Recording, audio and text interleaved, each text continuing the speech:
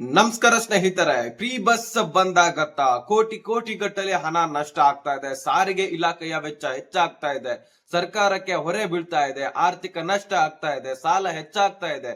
ಇನ್ ಸ್ವಲ್ಪ ದಿನದಲ್ಲಿ ನಮ್ಮ ಭಾರತದಲ್ಲಿ ನಂಬರ್ 1 ಸಾಲದ ರಾಜ್ಯ ನಮ್ಮ ಕರ್ನಾಟಕ ರಾಜ್ಯ ಆಗತ್ತೆ. ಈ ರೀತಿ ವಿರೋಧ ಪಕ್ಷದ ನಾಯಕರಾಗಿರ್ಲಿ ಸ್ವತಃ ಜನರೇ ಅಭಿಪ್ರಾಯ ಪಡ್ತಾ ಇದ್ದಾರೆ ಫ್ರೀ ಬಸ್ ಬಂದ್ ಮಾಡಿ. ಮತ್ತೆ ಇಲ್ಲಿ ರಾಜ್ಯ ಸರ್ಕಾರ ಅಥವಾ ಸಚಿವರು, ಸಾರಿಗೆ ಇಲಾಖೆಯ ಸಚಿವರಾದಂತಹ ರಾಮಲಿಂಗ ರೆಡ್ಡಿ ಅವರು ಕೂಡ ಒಪ್ಕೊಂಡಿದ್ದಾರೆ. ಈ ಒಂದು ಖರ್ಚು ವೆಚ್ಚ ಹೆಚ್ಚಾಗ್ತಾ ಇದೆ. ಸೊ ನಮಗೆ ಈ ಒಂದು ಫ್ರೀ ಬಸ್ ನಿಂದ ಹೆಚ್ಚಾಗಿ ಲಾಸ್ ಆಗ್ತಾ ಇದೆ, ಇದರಿಂದ ನಷ್ಟ ಆಗ್ತಾ ಇದೆ ಅನ್ನುವಂಥದ್ದನ್ನ ಒಪ್ಪಿಕೊಂಡಿದ್ದಾರೆ. ಸೊ ಹಾಗಾದ್ರೆ ಇಷ್ಟು ವರ್ಷದಲ್ಲಿ ಎಷ್ಟು ನಷ್ಟ ಆಗಿದೆ, ನಮ್ಮ ಸಾರಿಗೆ ಇಲಾಖೆಗೆ ಎಷ್ಟೊಂದು ನಷ್ಟ ಆಗಿದೆ, ಪ್ರತಿಯೊಂದು ಸಾಲ ಎಷ್ಟಾಗಿದೆ ಎಲ್ಲ ಕೂಡ ಮಾಹಿತಿಯನ್ನ ಒಂದೊಂದಾಗಿ ನೋಡ್ತಾ ಹೋಗೋಣ. ಹಾಗಾದ್ರೆ ಫ್ರೀ ಬಸ್ ಕೊನೆಯದಾಗಿ ಬಂದ್ ಆಗತ್ತಾ ಇಲ್ವಾ ಅನ್ನುವಂಥದ್ದನ್ನು ಕೂಡ ನಾನು ಹೇಳ್ತೀನಿ. ಇದು ಬಹಳಷ್ಟು ದಿನ ನಡೆಯುವಂತಹ ಸ್ಕೀಮ್ ಅಲ್ಲ ಅನ್ಸುತ್ತೆ. ಸೊ ವಿಡಿಯೋನ ಆದಷ್ಟು ಕೊನೆವರೆಗೂ ವಾಚ್ ಮಾಡಿದ್ರೆ ಎಲ್ಲನೂ ಕೂಡ ಕ್ಲಿಯರ್ ಆಗಿ ಅರ್ಥ ಆಗುತ್ತೆ. ಚಾನಲ್ಗೆ ಸಬ್ಸ್ಕ್ರೈಬ್ ಮಾಡಿಲ್ಲ ಅಂದ್ರೆ ಇದೇ ರೀತಿ ಲೇಟೆಸ್ಟ್ ಆಗಿ ಅಪ್ಡೇಟ್ ಅನ್ನ ಕೊಡ್ತಾ ಇರ್ತೀವಿ, ಸಬ್ಸ್ಕ್ರೈಬ್ ಮಾಡ್ಕೊಳ್ಳಿ. ಈಗ ಡೈರೆಕ್ಟ್ ಆಗಿ ನಾನು ಟಾಪಿಕ್ ಗೆ ಬಂದ್ಬಿಡ್ತೀನಿ ವೀಕ್ಷಕರೇ. ಈ ಒಂದು ಫ್ರೀ ಬಸ್ ಬಂದ್ ಮಾಡಿ ಸಾರಿಗೆ ಇಲಾಖೆಗೆ ಭಾರಿ ನಷ್ಟ ಆಗ್ತಿದೆ ಎನ್ನುವ ಹೇಳಿಕೆಗಳು ಕಂಡು ಬರ್ತಾ ಇದೆ.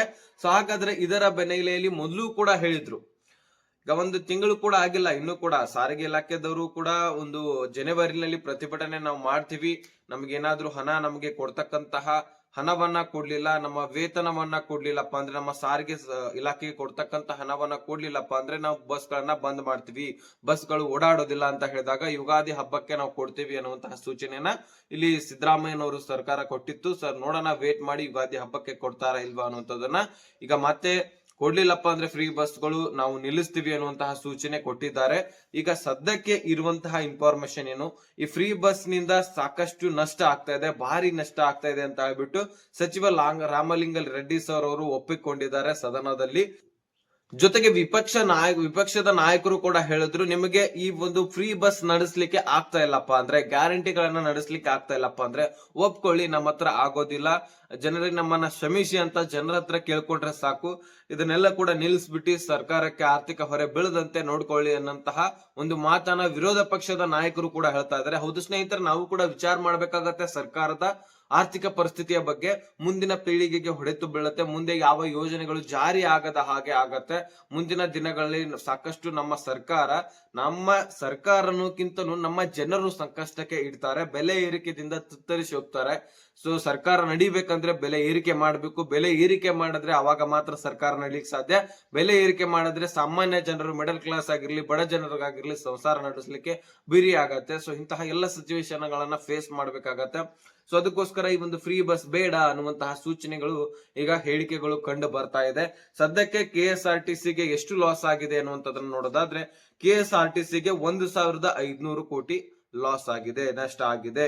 BMTCಗೆ 1,504 ಕೋಟಿ ಇಲ್ಲಿ ನಷ್ಟ ಆಗ್ತಕ್ಕಂಥದ್ದು. ನೆಕ್ಸ್ಟ್ KKRTCಗೆ 707 ಕೋಟಿ ನಷ್ಟ ಆಗಿದೆ. ಅದೇ ರೀತಿಯಾಗಿ NWKRTCಗೆ 1,386 ಕೋಟಿ ನಷ್ಟ ಆಗಿದೆ. ಸೊ ಇಲ್ಲ ನೋಡಿದ್ರೆ ನೀವು ಟೋಟಲಿ ಎಷ್ಟು ಕೋಟಿ ನಮಗೆ ಲಾಸ್ ಆಗಿದೆ, ಸಾರಿಗೆ ಇಲಾಖೆಗೆ ವೆಚ್ಚ ಆಗಿದೆ ಅಂತ ನೋಡೋದಾದ್ರೆ 9,978 ಕೋಟಿ. ಇನ್ನೇನು 10,000 ಕೋಟಿ ಆಗೋದು ಬಾಕಿ ಇದೆ. ಸೊ ಹೆಚ್ಚು ಕೂಡ ಆಗ್ಬಹುದು. ಅಷ್ಟು ಕೋಟಿ ಈಗ ಲಾಸ್ ಆಗಿದೆ ಅಂತ ಹೇಳ್ಬೋದು. ಅದರಲ್ಲಿ 448 BMTC ಬಸ್ ಅನ್ನ ಖರೀದಿ ಮಾಡಲಾಗಿದೆ ಅಂತ ಹೇಳ್ಬಿಟ್ಟು ಮೆನ್ಷನ್ ಮಾಡಲಾಗಿದೆ. ಸೊ ಹಾಗಾದ್ರೆ ಇದರಿಂದ ಅನುಕೂಲ ಯಾರಿಗಿದೆಯಪ್ಪ? ಬರೀ ಮಹಿಳೆಯರಿಗೆ ಮಾತ್ರ ಅನುಕೂಲ ಇದೆ. ಆದ್ರೆ ಇದರಿಂದ ತೊಂದರೆ ಏನು? ಸಾಮಾನ್ಯ ಜನರಿಗೆ, ವಿದ್ಯಾರ್ಥಿಗಳಿಗೆ, ಅದೇ ರೀತಿಯಾಗಿ ಹಿರಿಯ ನಾಗರಿಕರಿಗೆ, ಅವರು ಮಹಿಳೆಯರಾಗಿರ್ಲಿ ಪುರುಷರಾಗಿರ್ಲಿ ಕುಂತ್ಕೊಳ್ಳಿಕ್ ಸ್ಥಳ ಇರೋದಿಲ್ಲ, ಆ ಬಸ್ ನಲ್ಲಿ ನಿಂತ್ಕೊಂಡೇ ಹೋಗ್ಬೇಕಾಗತ್ತೆ. ಅಂಗವಿಕಲರಿಗೆ ತೊಂದರೆ ಆಗತ್ತೆ.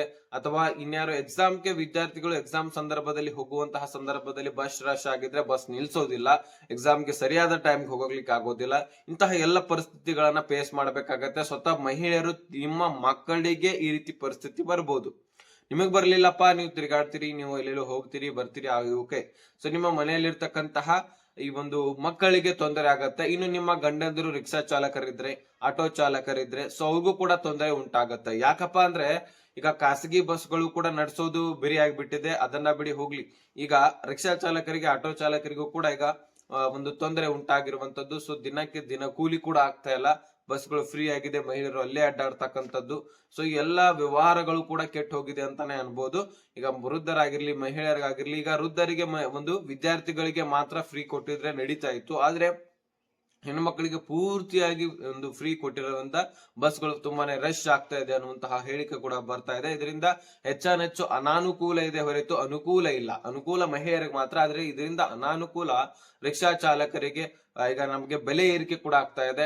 ಇದು ಕೂಡ ನಮಗೇನೆ ಇದು ಲಾಸ್. ಇದು ನೋಡಿ, ಒಂದು ಮನೆಯಲ್ಲಿ ಮಹಿಳೆನೂ ಇರ್ತಾನೆ, ಪುರುಷನೂ ಇರ್ತಾನೆ. ಪುರುಷನಿಗೆ ಬೆಲೆ ಏರಿಕೆ ಮಾಡೋದು, ಮಹಿಳೆಯರಿಗೆ ಫ್ರೀ ಬಸ್ ಕೊಡೋದು ಎಲ್ಲ ಕೂಡ ಅಲ್ಲೇ ಬಂತು. ಸರ್ಕಾರ ನಮ್ಮಂದ ತಗೊಂಡು ನಮಗೆ ಕೊಡೋದು, ಇದು ಯಾವಕ್ಕೆ ಬಂತ ಹೇಳಿ? ಇದು ಯಾವ ನ್ಯಾಯ ಹೇಳಿ? ಇದು ಯಾವ ಫ್ರೀ ಯೋಜನೆ ಹೇಳಿ? ಫ್ರೀ ಆಗಿ ಕೊಡೋದಾಗಿದ್ರೆ ಬೆಲೆ ಏರಿಕೆ ಮಾಡ್ಬೋದ್ರು.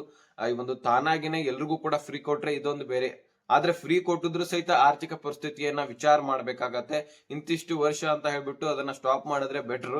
ಅದನ್ನ ಈಗ ಸ್ಟಾಪ್ ಮಾಡಿದ್ರು ಜನರ ಹತ್ರ ಒಂದು ಕ್ಷಮೆ ಕೇಳಿ ಸಾಕು ಅಂತ ಹೇಳ್ಬಿಟ್ಟು ವಿಪಕ್ಷ ನಾಯಕರು ಕೂಡ ಹೇಳ್ತಾ ಇದ್ದಾರೆ. ಯಾಕಂದ್ರೆ ಇದರಿಂದ ಮುಂದೆ ಆಗುವಂತಹ ಅನಾಹುತ ಕೂಡ ಗೊತ್ತಿದೆ ಅವರಿಗೆ.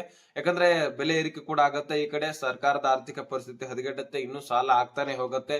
ಇದರಿಂದ ಮುಂದಿನ ಯಾವ ಸರ್ಕಾರ ಬರುತ್ತೆ, ಸರ್ಕಾರ ನಡೆಸಲಿಕ್ಕೆ ತೊಂದರೆ ಉಂಟಾಗತ್ತೆ. ಜನರಿಗೆ ಬೆಲೆ ಏರಿಕೆ ಮಾಡಿ ಅವರಿಂದನೇ ತೆಗೆದುಕೊಂಡು ಸರ್ಕಾರ ನಡೆಸುವಂತಹ ಪರಿಸ್ಥಿತಿ ಬರುತ್ತೆ. ಇದೆಲ್ಲ ಕೂಡ ನಾವು ವಿಚಾರ ಮಾಡಿದ್ರೆ ಫ್ರೀ ಬಸ್ ಬಂದ್ ಆಗ್ಬೇಕು ಅನ್ನುವಂತಹ ಸೂಚನೆ ಇಲ್ಲಿ ಸಿಗ್ತಾ ಇದೆ. ಸೊ ನಿಮ್ಮ ಅಭಿಪ್ರಾಯ ಏನು ಅನ್ನುವಂಥದ್ದು, ಇದ್ರ ಮೇಲಕ್ಕೆ ಫ್ರೀ ಬಸ್ ಬಂದ್ ಆಗ್ಬೇಕು ಅನ್ನುವಂತಹ ಹೇಳಿಕೆಗಳು ಬರ್ತಾನೆ ಇದೆ. ಯಾಕಂದ್ರೆ ಅದರಿಂದ ಅಷ್ಟೊಂದು ತೊಂದರೆನೆ ಉಂಟಾಗ್ತಾ ಇದೆ. ಹೀಗಾಗಿ ನಿಮ್ಮ ಅನಿಸಿಕೆ ಏನು ಅನ್ನುವಂಥದ್ದನ್ನ ಕಮೆಂಟ್ ಮಾಡಿ ತಿಳಿಸೋದನ್ನ ಮರಿಬೇಡಿ. ಆದಷ್ಟು ಹೆಚ್ಚಾನೆಚ್ಚು ಮಹಿಳೆಯರು ಎಲ್ಲರೂ ಕೂಡ ಫ್ರೀ ಬಸ್ ಬಂದ್ ಮಾಡಿ ಅಂತಾನೆ ಹೇಳಿದ್ದಾರೆ. ಯಾಕಂದ್ರೆ ಅವರಿಗೆ ಆಗುವಂತಹ ತೊಂದರೆಗಳನ್ನ ನೋಡ್ತಾರೆ, ಸಾಕಷ್ಟು ಬೆಲೆ ಏರಿಕೆಗಳನ್ನ ನೋಡ್ತಾ ಇದ್ದಾರೆ. ಹೀಗಾಗಿ ಒಂದು ಫ್ರೀ ಬಸ್ ಆದಷ್ಟು ಬಂದ್ ಮಾಡಿದ್ರೆ ಬೆಟರ್ ಅನ್ನುವಂತಹ ಅನಿಸಿಕೆ ಬರ್ತಾ ಇದೆ. ನಮ್ಮ ಅನಿಸಿಕೆ ಕೂಡ ಅದಾಗಿರುತ್ತೆ. ಸೊ ನೋಡಿ, ಲೇಟೆಸ್ಟ್ ಆಗಿ ಇಷ್ಟು ಅಪ್ಡೇಟ್ ಸಿಕ್ಕಿದ್ದು ಫ್ರೀ ಬಸ್ ಬಗ್ಗೆ ನಾನು ತಿಳಿಸಿದೀನಿ. ಅರ್ಥ ಆಗಿದ್ರೆ ಈ ಒಂದು ಮಾಹಿತಿಯನ್ನು ನಿಮ್ಮ ಸ್ನೇಹಿತರಿಗೆ ಶೇರ್ ಮಾಡೋದನ್ನ ಮರಿಬೇಡಿ.